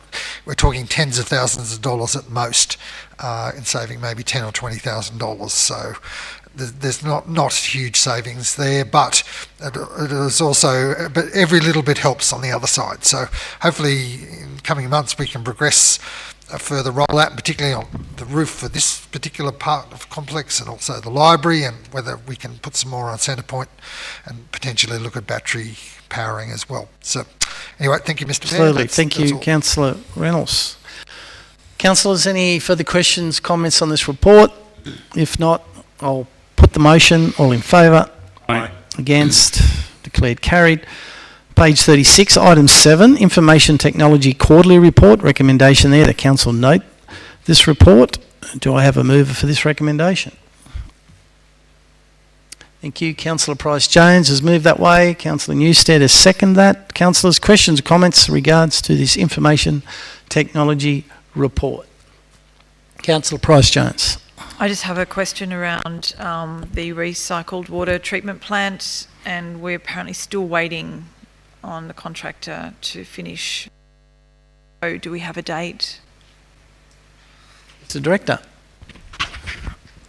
Through you, Mr. Mayor, no, we don't have a date yet. The main hold-up now is our Section 6 approvals. A bit while longer. Councillor Price-Jones. I don't understand what a Section 60 approval is, so you might need to explain that to me. Sorry. Look, it's the approval that allows us to remove recycled water off-site. It's a licence of sorts. And it requires lodgement to an independent body, of which we are completing all the documentation for. So do we have a date Councillor that that's going to be Price-Jones. lodged? Not as yet, no.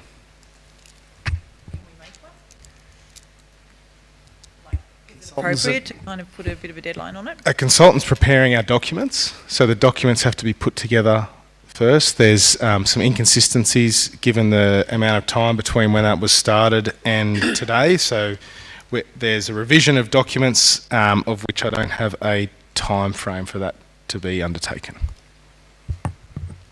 I gather. Councillor Price-Jones. I gather Further there's question? an additional cost for the consultants preparing this as well.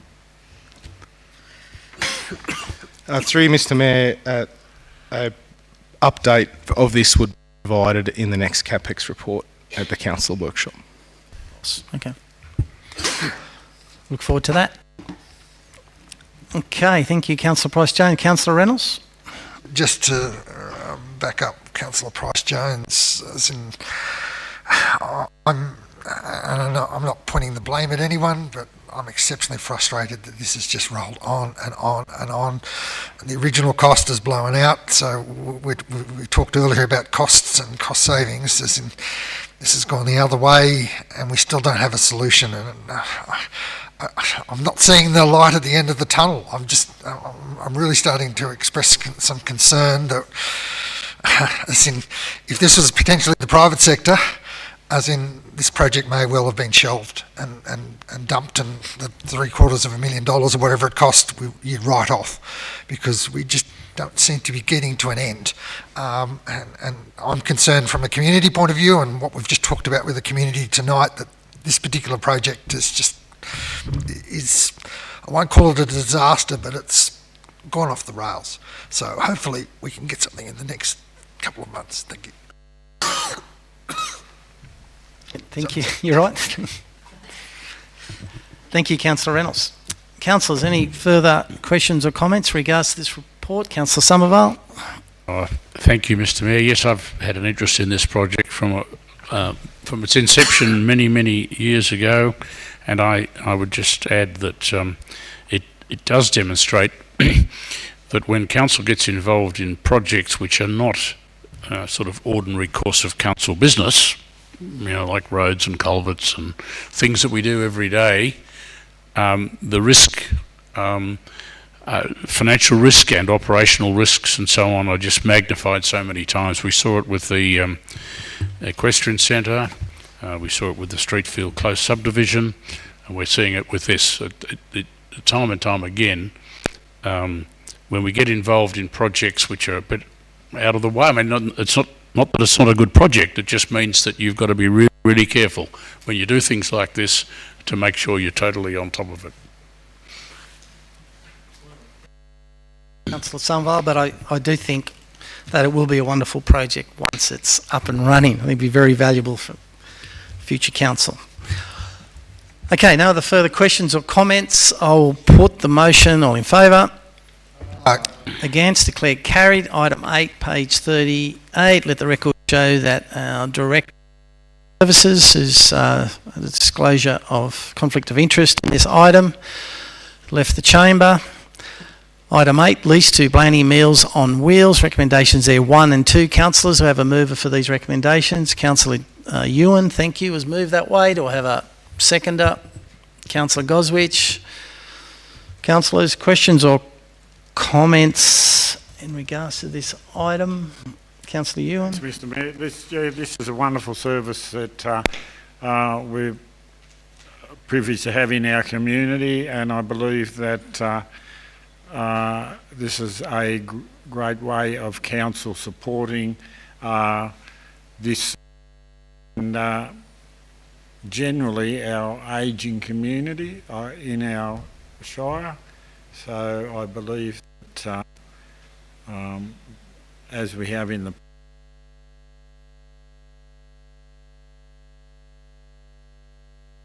Councillor Ewan. Councillors, any further questions or comments?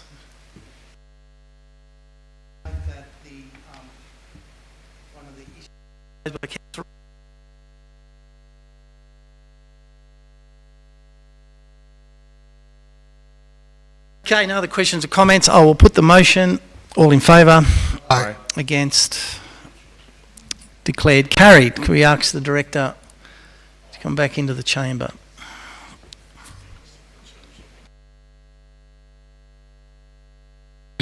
Now move through. I'll just wait a second, councillors.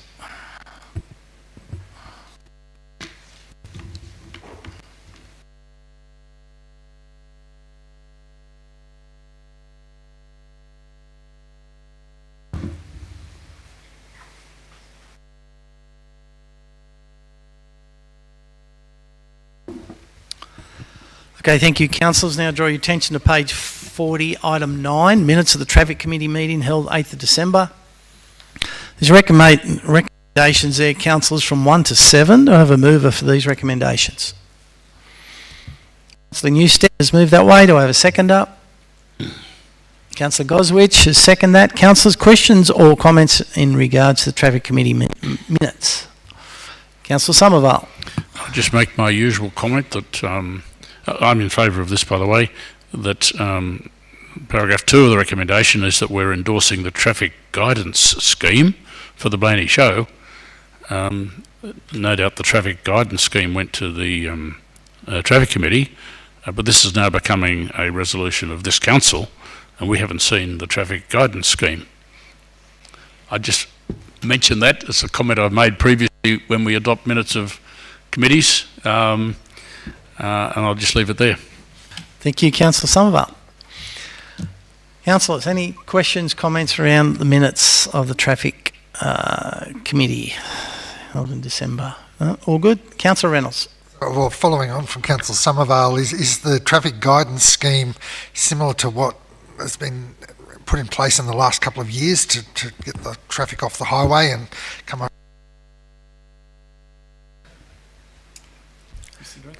Through you, Mr. Mayor, yes, it's near identical to previous years.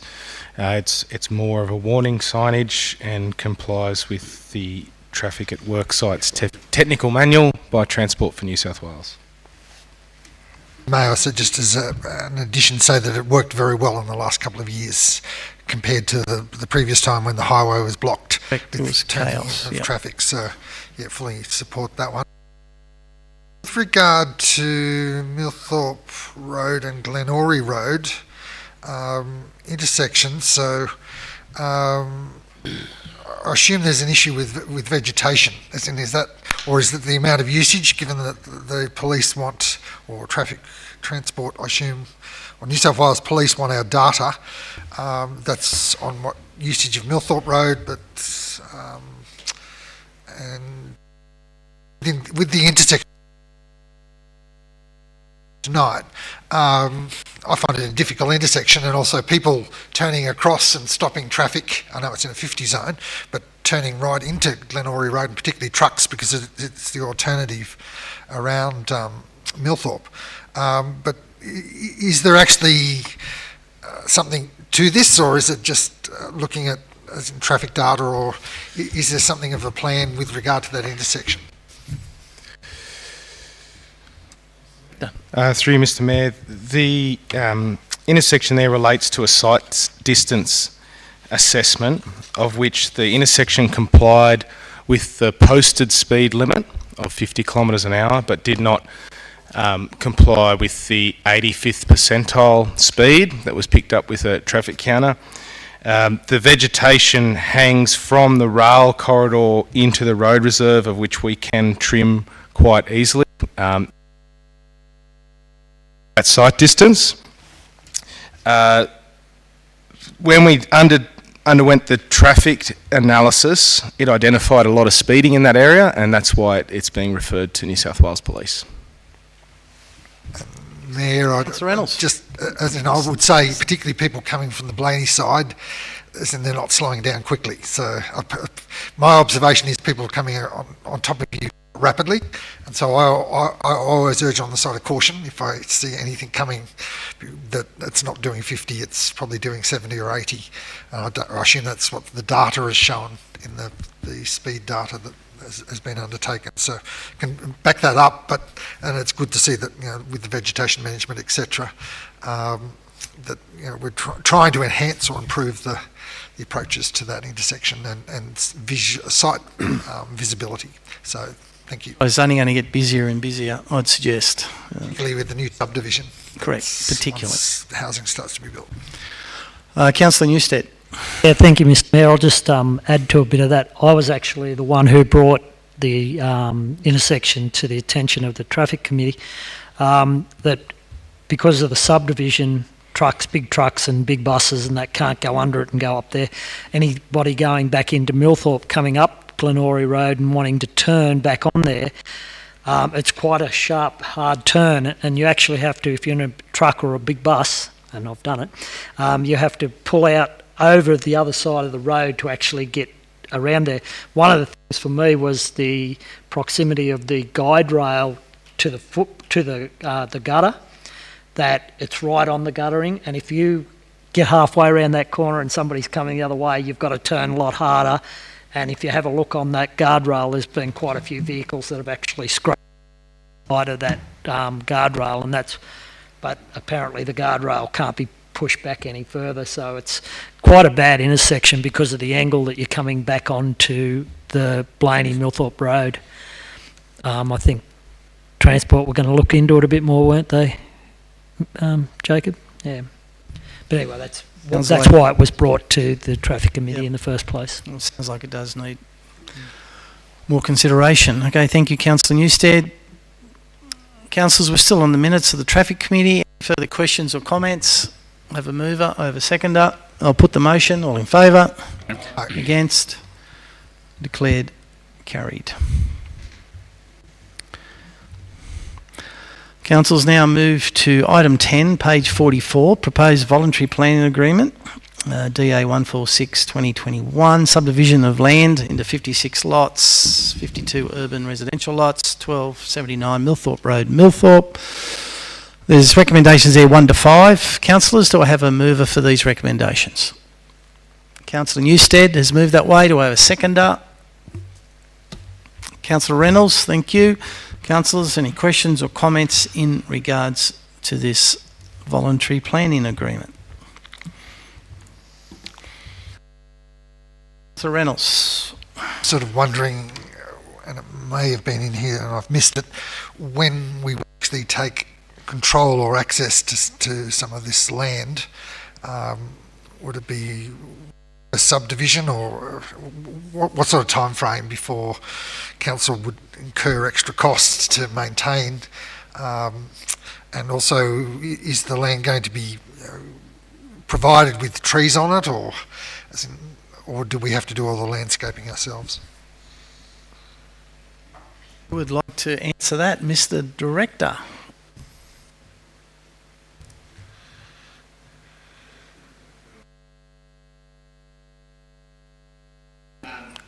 Thank you, Mr. Mayor. In relation to the first question as to the timing, Council might recall that the subdivision was set out in 3 stages. Stage 1 was basically cutting off the existing land from... Stage 2 was a number of residential lots. And Stage 3 was the remainder. key for this one is that the dedication of these particular lots would occur at stage 2. Council might recall that we actually, as part of a condition of consent, required the early dedication of the allow access there. They will be up to the developer. It's a bit hard to predict when that is going to be a little bit. In relation to the dedication of trees planted, you may recall that separately there is a condition of consent with the DA, which provides that there must be some work done by a landscape architect in terms of landscaping, and that would be something which will be part of that work. Mr. Director, thank you, Councillor Reynolds. Councillors, any further questions or comments? If not, I'll put the motion. All in favour? Aye. Against? Declared carried. We do now have a matter to be considered in closed committee, councillors, so in accordance with the local division. Call for